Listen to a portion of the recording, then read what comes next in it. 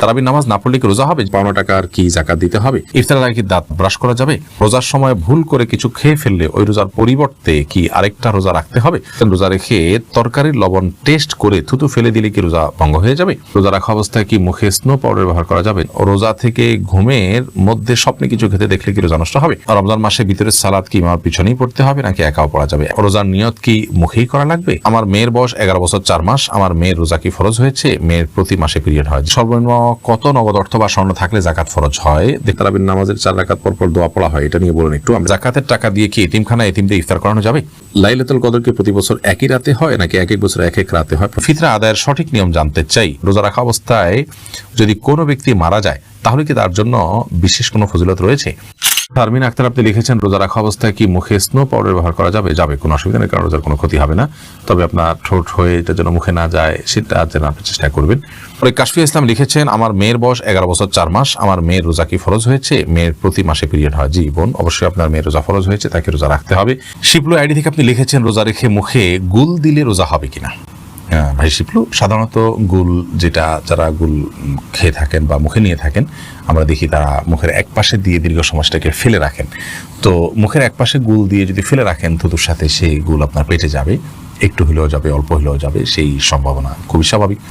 যার কারণে এটি জায়েজ হবে না রোজা রেখে। এটি করলে রোজা ভঙ্গ হতে পারে, রোজা ভঙ্গ হবে।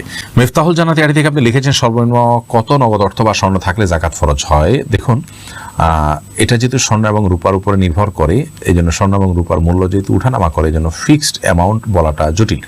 আমরা আপনাকে শুধু এটুকু বলছি যে 52.5 তোলা রূপার আজকের বাজার দর কি পিওর রূপার, অথবা 595 গ্রাম বলতে পারেন 52.5 তোলাকে, এই পরিমাণ রূপা কিনতে গেলে এটার দাম কত দাঁড়াবে?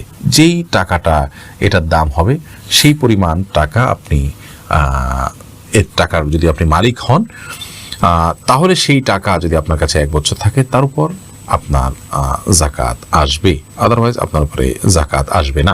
সাব্বির হোসেন আপনি লিখেছেন, রমজান মাসে ভিতরে সালাদ কি ইমামের পিছনেই পড়তে হবে নাকি একাও পড়া যাবে? একাও পড়তে পারেন, কোনো অসুবিধা নেই, ইমামের পিছনে পড়তে হবে বাধ্যবাধকতা নাই। তবে যে ফজিলত পেতে হলে ইমাম যাওয়া পর্যন্ত আপনাকে অপেক্ষা করতে হবে। রাত জেগে ফজিলত পেতে হলে ইমামকে নামাজে রেখে আপনি চলে যাবেন, এটা হবে না। বরং আপনি প্রয়োজনে অপেক্ষা করতে পারেন, দুগুজি কি রাজকাত দোয়া করলেন, এরপর বিতির শেষে সবাই যখন গেল আপনি তখন বের হলেন। সানজি ইসলাম শশী আপনি লিখেছেন, রোজা রেখে তরকারির লবণ টেস্ট করে থুতু ফেলে দিলে কি রোজা ভঙ্গ হয়ে যাবে? না বোন, এর কারণে রোজা ভঙ্গ হবে না। আপনি টেস্ট করার জন্য জিহ্বার আগায় 1-2 ফোঁটা আপনি ঝোল নিলেন, এরপর এটাকে থুতুর সাথে আপনি ফেলে দিলেন, পরিষ্কার করে ফেললেন, তাতে ইনশাআল্লাহ তার রোজা ভঙ্গ হবে না। কিন্তু একান্ত প্রয়োজন না হলে এটা না করাটা ভালো। দাদি নানি আইডি থেকে আপনি লিখেছেন, জাকাতের টাকা দিয়ে কোনো এতিম বিধবার ঘর করে দেয়া যাবে কিনা? জাকাতের টাকা দিয়া ইয়াতিম অথবা কোনো বিধবাকে আপনি ঘর করে দিতে পারেন যদি তারা জাকাতের হকদার হয়। এতিম হলেই যে জাকাতের হকদার হবে এমনটি কিন্তু আবশ্যক নয়, বিধবা হলেই যে জাকাতের হকদার হবে এমনটি কিন্তু আবশ্যক নয়। একজন ভদ্র মহিলা, তার স্বামী মারা গেছেন, তিনি বিধবা হয়েছেন, কিন্তু তার এত সম্পদ আছে যেটা দিয়ে তিনি চলতে পারেন, তাহলে সেক্ষেত্রে তিনি যে জাকাতের হকদার নন। এতিমের ক্ষেত্রে একই কথা প্রযোজ্য। যাই হোক, তো এতিম বা বিধবা যদি জাকাতের হকদার হয়, তাদের যে সম্পদ আছে বা উপার্জন হয় তা দিয়ে তাদের সংসার চলতে কষ্ট হয়, এরকম যদি হয়, তাহলে সেক্ষেত্রে আপনি তাদেরকে জাকাতের টাকা দিতে পারেন।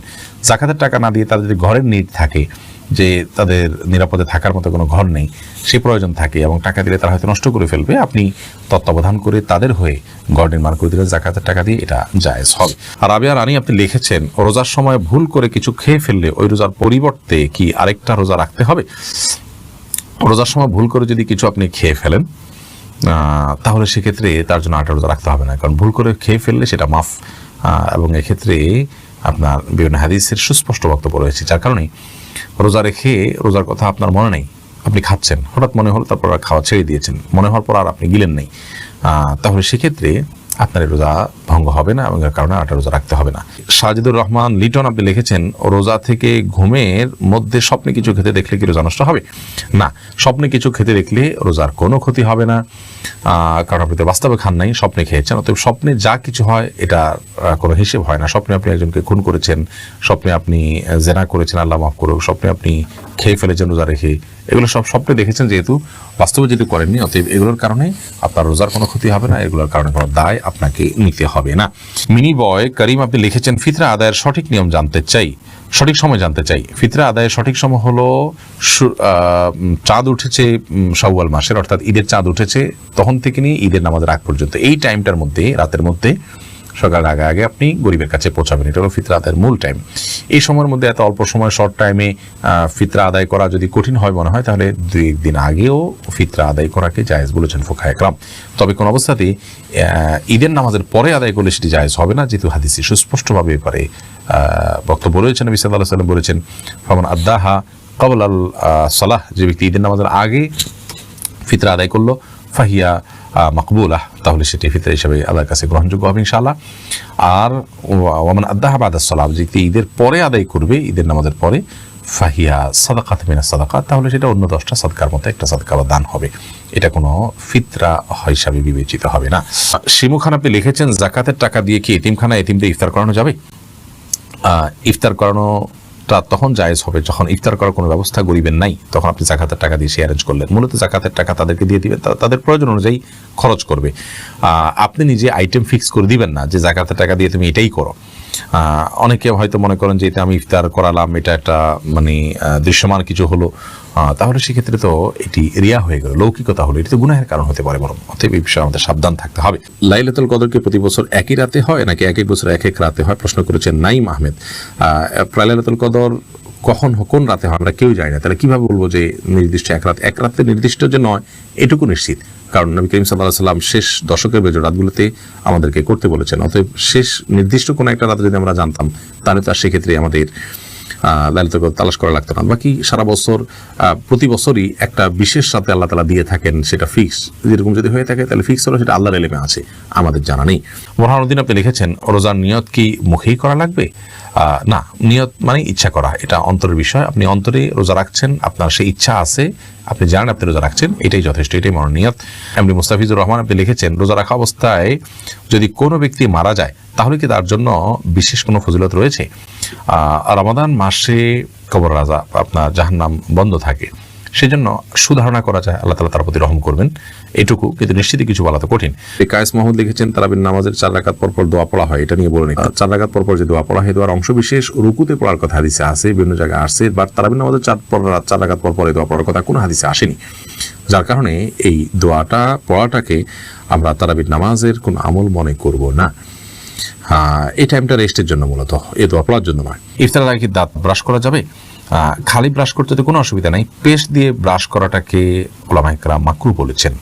যদি আরবিয়ান স্কলাররা সেটাকে মাকরুহ বলেন না, তো মাকরুহ হওয়ার মতটাই অধিকতর শক্তিশালী। কারণ হলো এটি ছাড়াও আমরা আমাদের দাঁত পরিষ্কার করার অপশন আছে, তাহলে বিনা প্রয়োজনে দাঁতে এটা ঘষলাম, তাহলে থুতুর সাথে আমাদের এটি পেটে যাওয়ার সমূহ সম্ভাবনা থাকছে। এই কারণে এটা অ্যাভয়েড করাই ভালো। আমরা মেসওয়াক করবো বেশি বেশি করে, আর খালি ব্রাশ করতে পারি, আর পেস্ট দিয়ে ব্রাশ করবো আমরা তাসাহরি করার আগ পর্যন্ত। যদিও যদি আপনি ব্রাশ করেন পেস্ট ব্যবহার করে এবং কুলি করে ফেলে দেন, মানে কোনোভাবে যেন গলার ভিতরে না যায় সেজন্য আপনার চেষ্টা করেন এবং না যায়, তাহলে সেক্ষেত্রে আপনার রোজা হয়ে যাবে, রোজা হবে না, বাট এরকম না। এরপরে এমডি জাহাঙ্গীর আলম রিপন লিখেছেন, পাওনা টাকার কি যাকাত দিতে হবে? জি, পাওনা টাকা আপনি যার কাছ থেকে কারো কাছে টাকা পাবেন, অর্থাৎ টাকাটার মালিক আপনি, তাহলে এটা জাকাত আপনাকে দিতে হবে। কিন্তু এটা নিয়ে বিস্তারিত বিবরণ আছে, জাকাত নিয়ে আমাদের 52টি প্রশ্ন উত্তর দেওয়া আছে, সেই ভিডিওটি দেখে নেবেন, মেহরবানি করি। আহমদ রহিম আপনি লিখেছেন, তারাবির নামাজ না পড়লে কি রোজা হবে? জি ভাই, অবশ্যই রোজা হয়ে যাবে। রোজার সাথে তারাবির নামাজের সম্পর্ক এরকম নয় যে একটা না করলে আরেকটা হবে না, দুইটা স্বতন্ত্র ইবাদত। তারাবি কোনো কারণে পড়তে না পারলেও রোজা আপনাকে রাখতেই হবে এবং হয়ে যাবে।